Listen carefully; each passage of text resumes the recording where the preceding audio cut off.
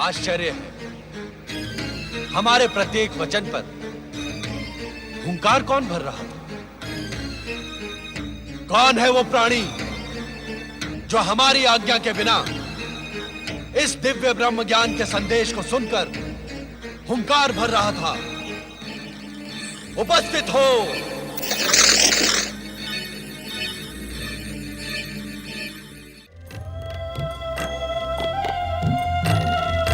स्वामी, आपके संग रहने पर समय का पता ही नहीं चलता।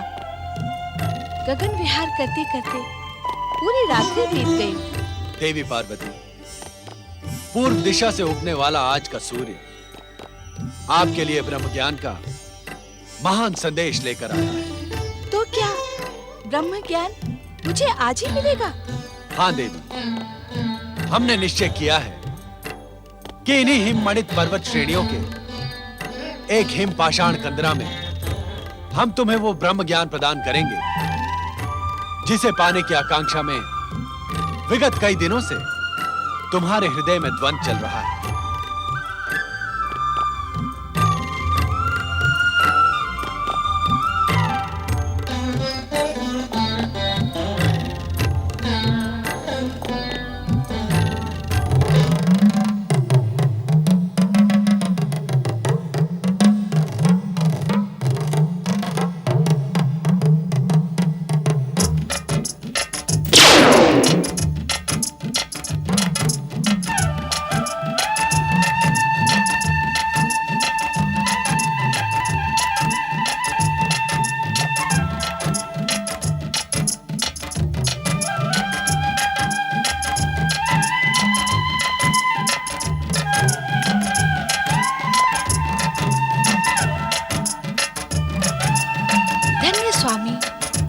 प्रकृति के सुंदर, शांत, मनोरम स्थान को देखकर मेरी आत्मा प्रसन्न हो गई है। देवी पार्वती, ब्रह्म ज्ञान प्राप्त करने के उद्देश्य से तुम जिस गुफा में खड़ी हो, वो प्रकृति के गूढ़तम रहस्य से भी अधिक गूढ़ और रहस्यमयी है।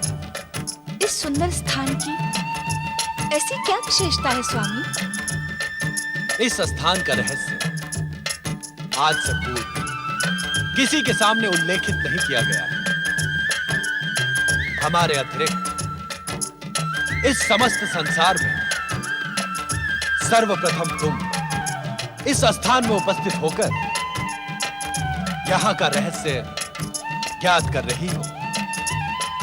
उस रहस्य को ज्ञात करने के लिए मैं उद्विग्न हो रही हूँ स्वामी। तुम्हारी उद्विग्नता स्वाभाविक है पार्वती। पर्वतराज हिमालय के अत्यंत कठिन, गूढ़ तथा हिम से ढके मार्गों में स्थित यह पवित्र गुफा अमरेश्वर के रूप में हमारा अत्यंत रहस्यमयी एकांत निवास स्थान है। ये आप क्या कह रहे हैं स्वामी? हम सत्य कह रहे हैं देवी पार्वती। हमारे अतिरिक्त किसी भी जीवात्मा को अब तक यहाँ आने का विधान नहीं था। निस्संदेह स्वामी, ब्रह्म ज्ञान प्राप्त करने के लिए मैं विगत दिनों से व्यग्र हूँ, किंतु अब आपके इस रहस्यमय एकांत निवास का रहस्य जानने को उत्सुक हूँ। देवी पार्वती, सृष्टि निर्माण के उपरांत जब जीवन के साथ मृत्यु भी अस्तित्व में आई, तब मृत्यु एवं अंतकाल देवताओं को भी भयभीत करने लगा। भयभीत देवगण हमारी शरण में आए। तब हमने देवताओं को मृत्यु के भय से उबारने के लिए सदा अपने मस्तक पर सुशोभित चंद्रमा को निचोड़ा। अद्भुत, आश्चर्यजनक। निश्चित ही सदा आपके मस्तिष्क का स्पर्श पाने वाले चंद्रमा में अमरत्व विद्यमान होगा। हाँ पार्वती, चंद्रमा को निचोड़ने से अमरत्व का पान करके देवगण अमर हो गए। परंतु भोलेनाथ, इस पावन कथा का इस पवित्र अमरेश्वर गुफा से क्या संबंध? संबंध है देवी पार्वती। उस अमरत्व की कुछ बूंदें पृथ्वी के इसी क्षेत्र में गिरी, उन्हीं से अमरेश्वर की अमर गंगा अथवा अमरावती नदी बह निकली। अर्थात पतित पावनी अमरावती का प्रारंभ इसी स्थान से होता है। हाँ देवी, चंद्रमा को निचोड़ने से गिरी अमरत्व की बूंदों ने इस गुफा में पहुंच सकने वाले व्यक्ति की अमरता सुनिश्चित कर दी। अर्थात इस गुफा तक पहुंचने वाला व्यक्ति अमरता को प्राप्त कर लेगा। निश्चित। यहाँ की वायु, यहाँ के वातावरण में अमरत्व विद्यमान है, जो किसी भी जीवात्मा को जीवन मृत्यु से मुक्ति प्रदान कर अमर बना सकता है। तब तो मानव कल्याण के लिए ये महान स्थान है, क्योंकि मानव सदैव अमरता प्राप्ति का प्रयास करता है।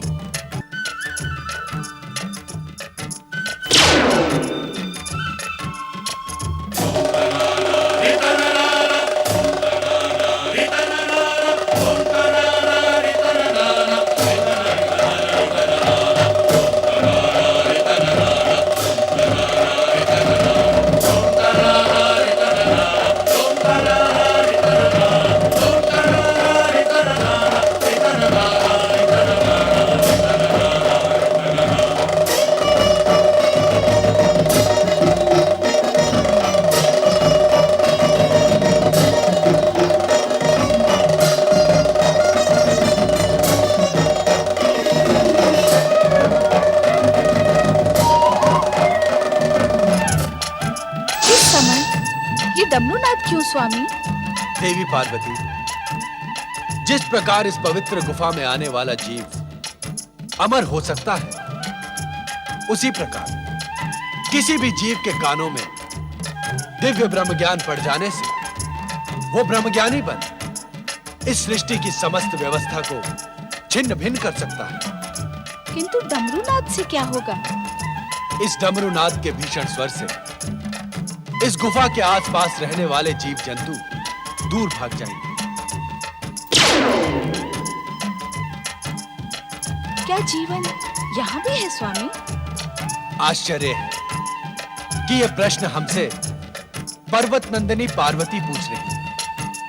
देवी, जीवित रहने की आकांक्षा जीवात्मा को कहां-कहां ले जाती है, यह जानकर आपको अपार आश्चर्य होगा। आश्चर्य तो मुझे इस गुफा को देखकर भी हो रहा है स्वामी। हम इसी आश्चर्यचकित करने वाले स्थान पर आपको ब्रह्म ज्ञान का अमर संदेश प्रदान करें। इसी कारण भविष्य में यह गुफा अमरनाथ धाम के रूप में प्रसिद्ध होगी। जय अमरनाथ धाम। आज हमारे प्रिय मास श्रावण की पूर्णिमा है। आज के दिन जो श्रद्धालु शिव भक्त हमारी प्रेरणा प्राप्त कर यहाँ हमारे प्रतीक शिवलिंग के दर्शन करेगा, उसे अमरता के साथ ही साथ वैसा ही दिव्य ज्ञान प्राप्त होगा जैसा अब हम तुम्हें प्रदान करेंगे।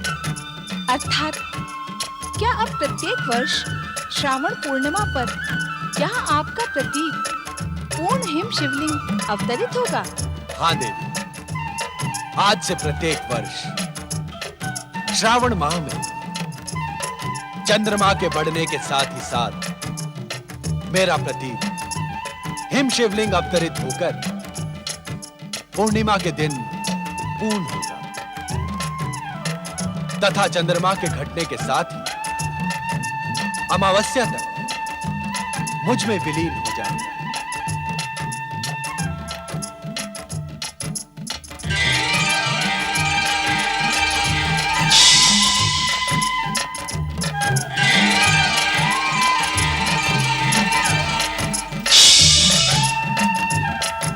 देवी, इस आसन पर विराजमान हो जाओ।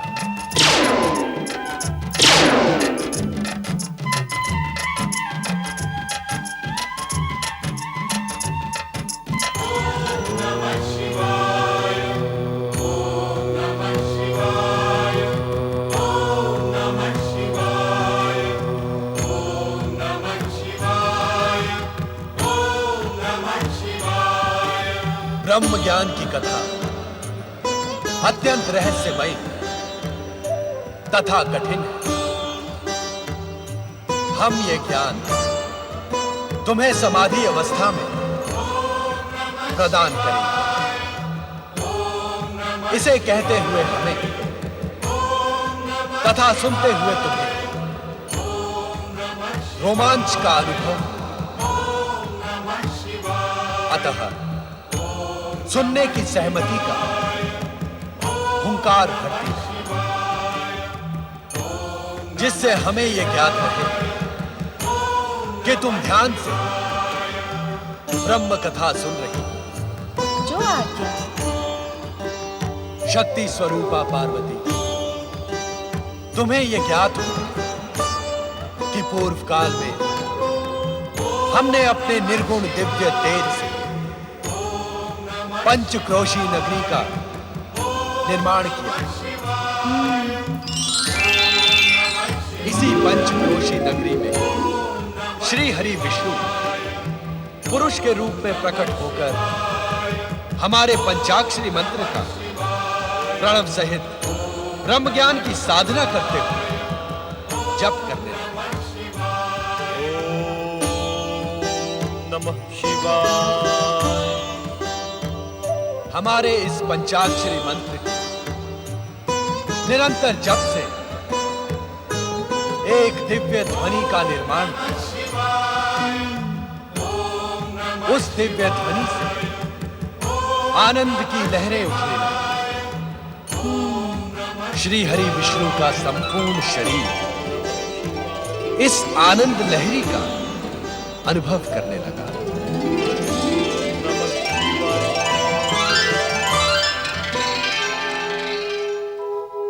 उनके शरीर से पवित्र ओमकारमय ध्वनि निकली।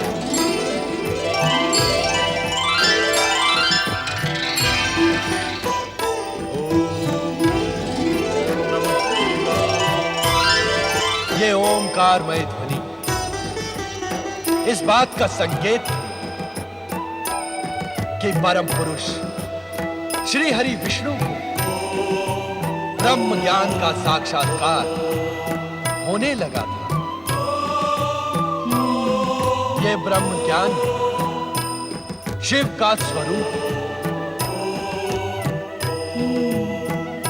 जो जीवात्मा मुझ परमात्मा स्वरूप के इस ब्रह्म ज्ञान को अपने हृदय में स्थित देख ले, वो साक्षात हमें अर्थात शिव तत्व को प्राप्त कर ले। देवी पार्वती लोक कल्याण तथा निरंतर शिव भक्ति में प्रयत्नशील शुद्ध आत्माओं, निर्मल मन और सात्विक बुद्धि वालों को शीघ्र ही शिव तत्व की प्राप्ति हो जाती है।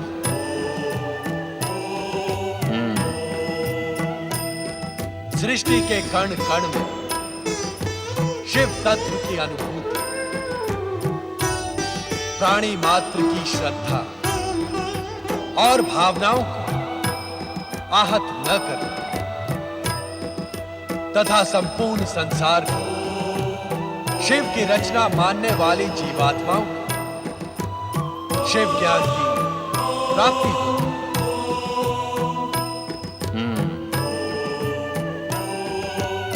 अपने को श्रेष्ठ और दूसरे को निकृष्ट न मानना,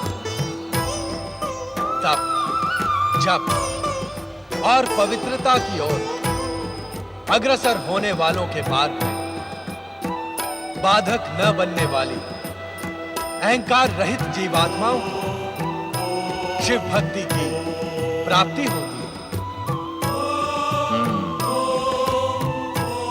शिव तत्व, शिव ज्ञान और शिव भक्ति की प्राप्ति से मन, आत्मा और बुद्धि तेजस्वी तथा ओजस्वी बन जाती है।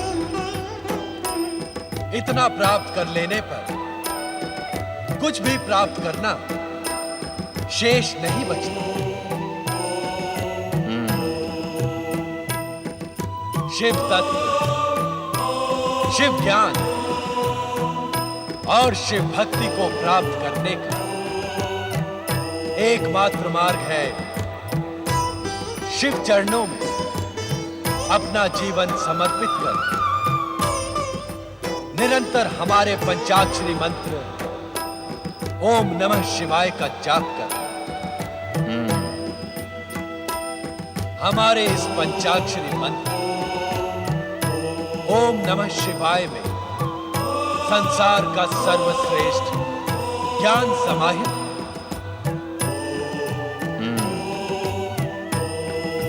ओम अग्र पूजा को समर्पित त्रिदेवों का प्रतीक आदि स्वर है।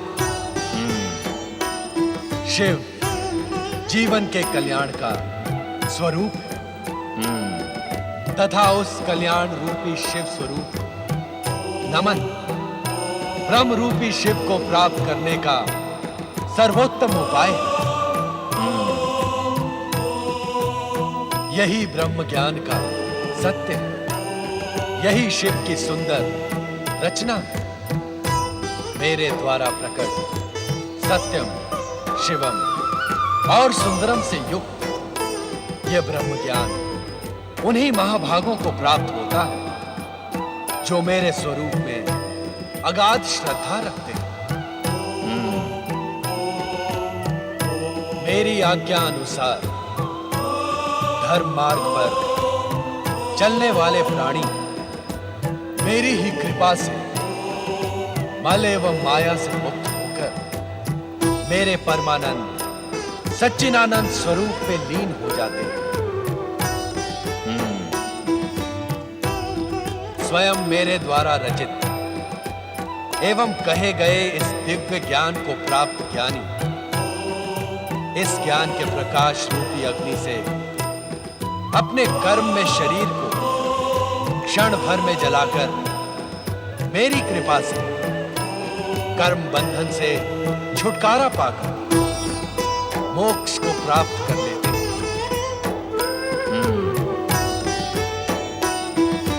तब इस सृष्टि का गोपनीय से गोपनीय रहस्य भी उसके सम्मुख रहस्य नहीं रह जाता, कारण कि वो स्वयं शिव तत्व प्राप्ति का प्रतीक बन जाता है।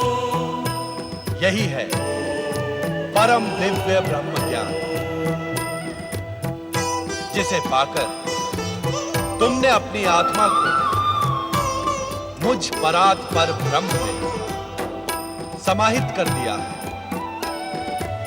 अब तुम स्वयं शिव तत्व, शिव ज्ञान और शिव भक्ति की प्रतीक हो।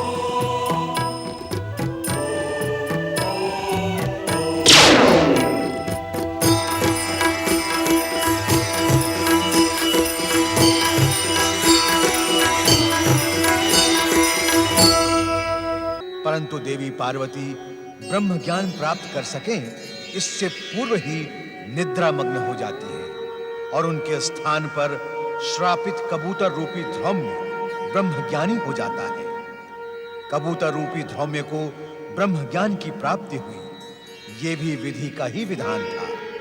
माता पार्वती को सुअवसर मिलने के पश्चात भी ब्रह्म ज्ञान का ज्ञान न होना भी संभवतः शिवलीला का ही अंग था। ये भी अटल सत्य ही है कि इस संसार में जो कुछ भी घटित होता है वो महेश्वर शिव की इच्छा से ही होता है। ब्रह्म ज्ञान का ज्ञान देने के पश्चात कल्याणकारी शिव जब हिम शिवलिंग से बाहर पधारे तो देवी पार्वती को निद्रामग्न देखकर चकित रह गए।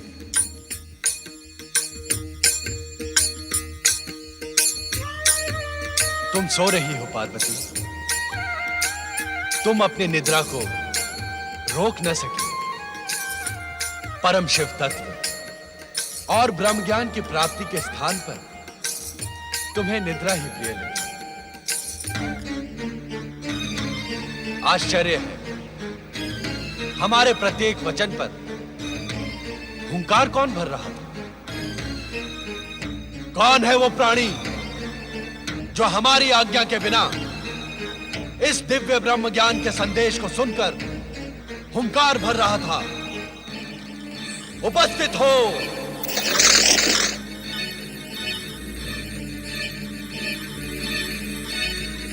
महादेव जी, आपकी आज्ञा के बिना तीनों लोकों में एक कण भी इधर से उधर नहीं होता। मुझे आपके डमरू नाद द्वारा इस स्थान पर पहुंचने का संदेश मिला। क्या आपकी इच्छा के बिना कपोत जैसा साधारण प्राणी इस भयानक शीत प्रदेश में एक क्षण में जीवित रह सकता है?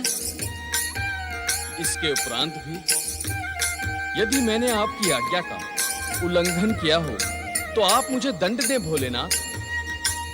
मैं पापी आपके दंड का ही योग्य हूं स्वामी। मन छोटा न करो ध्रुव। ये सारी माया हमने तुम्हें शाप मुक्त और ब्रह्म ज्ञान देने के लिए ही रची थी। ब्रह्म ज्ञान के लिए तुम्हारी पात्रता पहले ही निश्चित हो गई थी। अब तुम अपने गुरु के शाप से मुक्त हुए। ब्रह्म ज्ञानी ध्रुव ने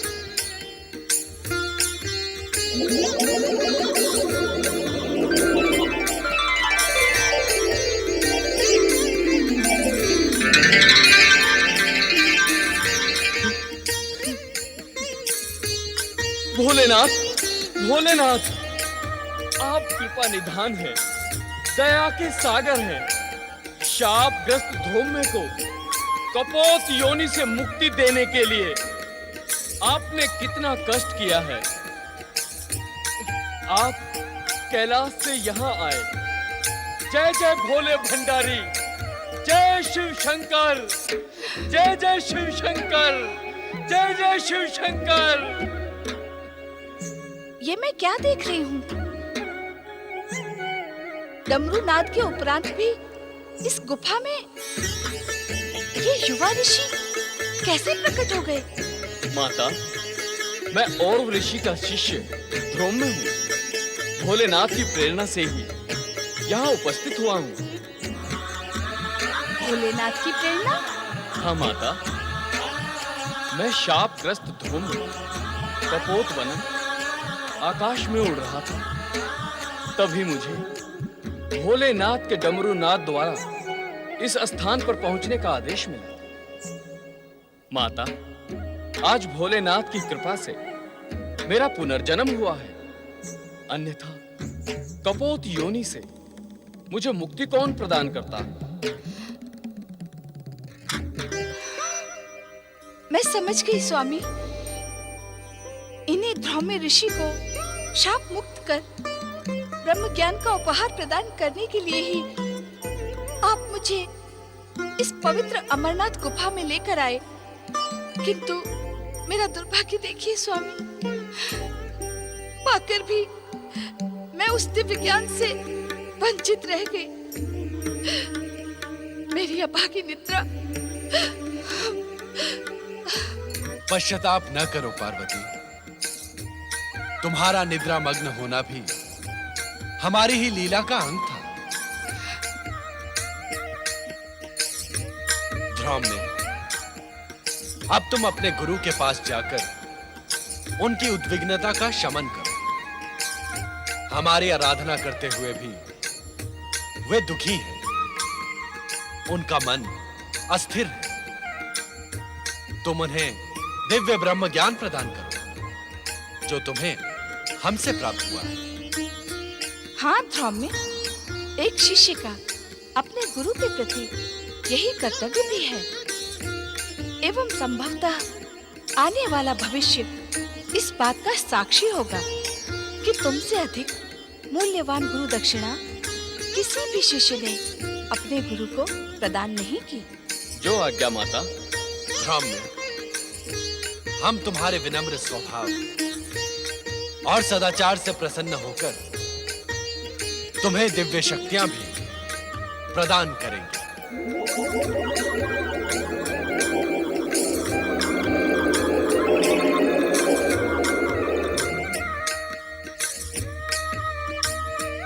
मैं आपकी इस महान कृपा के योग्य नहीं था भोलेनाथ। भगवान, अब मुझे आज्ञा दी जिससे शीघ्र अतिशीघ्र मैं अपने गुरु को विषाद मुक्त कर सकूं। ओम नमः शिवाय। स्वामी, क्या मैं अब भी ब्रह्म ज्ञान से वंचित रहूंगी? धैर्य रखो देवी, समय आने पर इस प्रश्न का उत्तर तुम्हें अवश्य मिल जाएगा। अपने मन की उद्विग्नता का शमन करो देवी। तुम्हारे मन में जो प्रश्न जन्म ले रहे हैं उनका निसंकोच उल्लेख करो। स्वामी, ये अमरनाथ गुफा आपके ब्रह्म ज्ञान प्रदान करने से ब्रह्म भूमि बन गई है। इसके शांत तथा आध्यात्मिक वातावरण ने मेरे मन को प्रफुल्लित कर दिया है। स्वामी, अब मेरा मन यहाँ से जाने को उत्सुक नहीं है। क्या हम इस स्थान पर अनिश्चित काल तक निवास नहीं कर सकते? तनिक अपने नंदी तथा अन्य शिव भक्तों के साथ ही उन प्रियजनों की भी चिंता करो पार्वती, जो अपने समस्याओं के समाधान के लिए हमारी शरण में कैलाश पहुंचते हैं।